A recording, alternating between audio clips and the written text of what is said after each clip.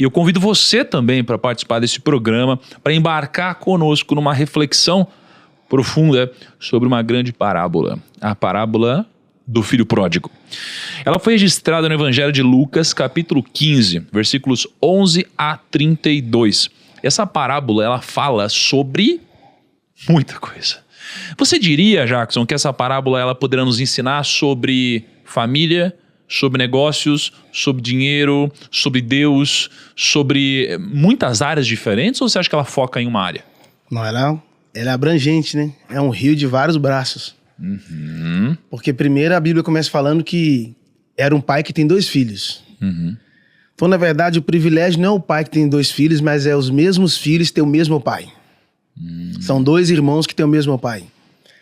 Por quê, primo? Quando Jesus veio à Terra, ele não veio restaurar a paternidade, ele veio restaurar a filiação, né?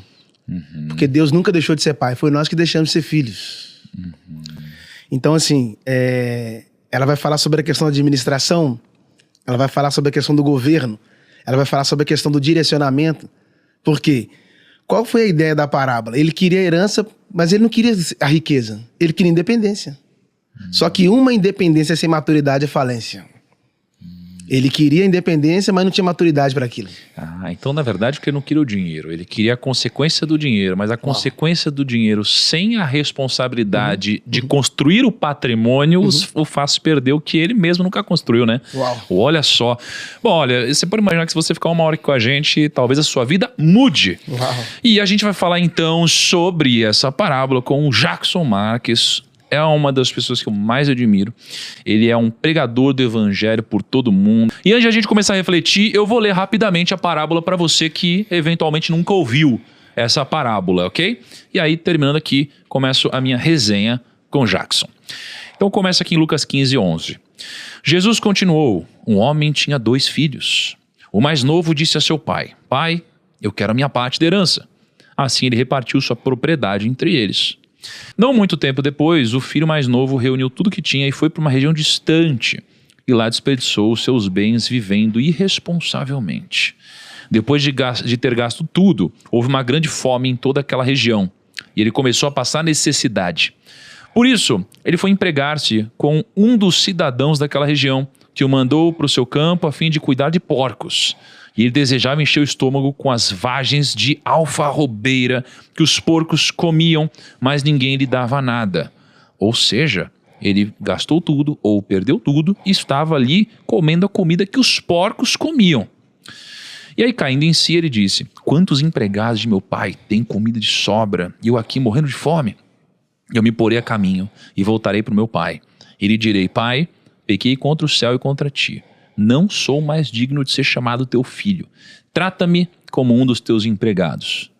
A seguir, levantou-se e foi para o seu pai.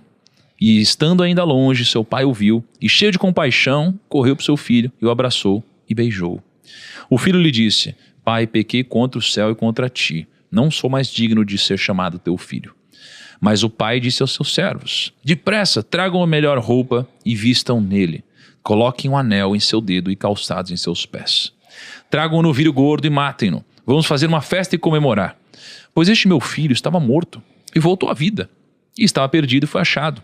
E começaram a festejar. Enquanto isso, o filho mais velho estava no campo.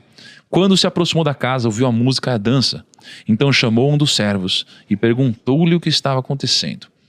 E este lhe respondeu: seu irmão voltou. E seu pai matou o novilho gordo porque o recebeu de volta são e salvo.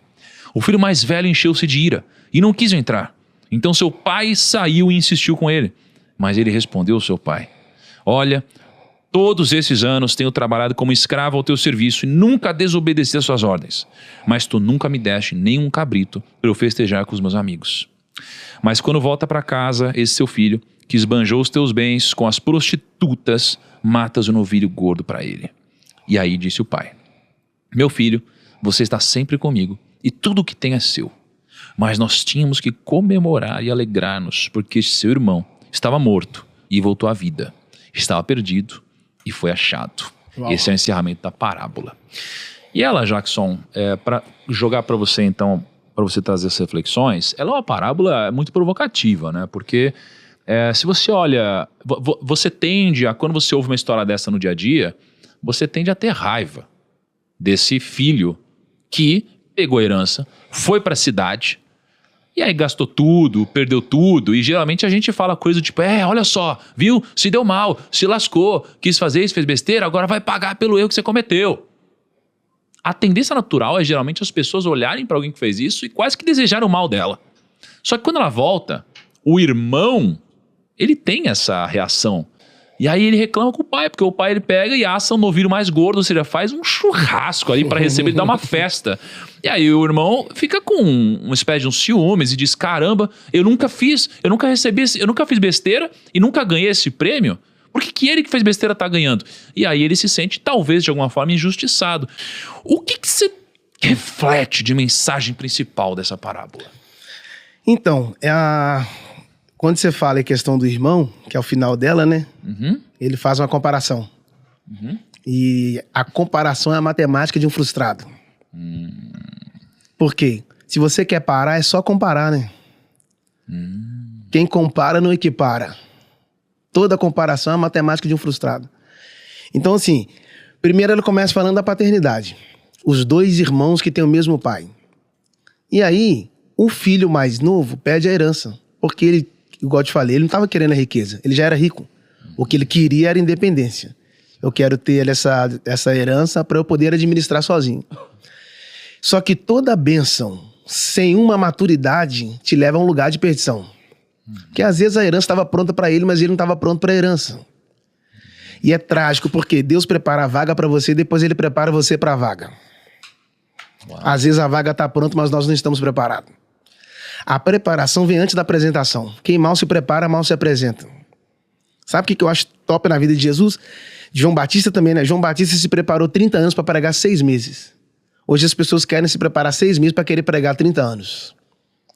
Então o nível da sua preparação tem a ver com a sua apresentação.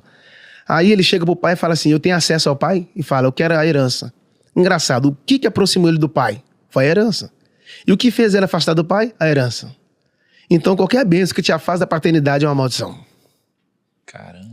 Tudo que você recebe do pai que te afasta dele, então não foi ele que te deu. Porque tudo que Deus coloca pra você não é pra te dividir, é pra te completar. Sabe, a ideia não é fazer você se achar. A ideia é fazer você se encontrar. Quem se acha já se perdeu e quem se encontra por Deus foi achado. Ele pediu a herança que estava pronta para ele, mas ele não estava pronto para ela. Quando ele recebeu a herança, a primeira coisa que ele fez foi ir embora. Se afastou do pai.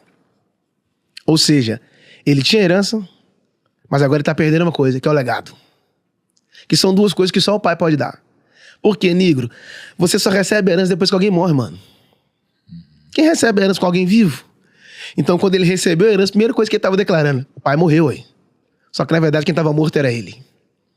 Então, quando ele pega a herança, que ele sai de casa, ele se afasta da paternidade. Por que ele não consegue administrar? Porque falta preparo? Também. Só que tem coisas que você só vai aprender a administrar quando o pai te orientar. Você sabe algumas coisas, mas tem coisas que só o conselho do pai. Então, sobre a questão da direção, que acho importante falar, a questão não é você ter pressa. A questão é você ter direcionamento.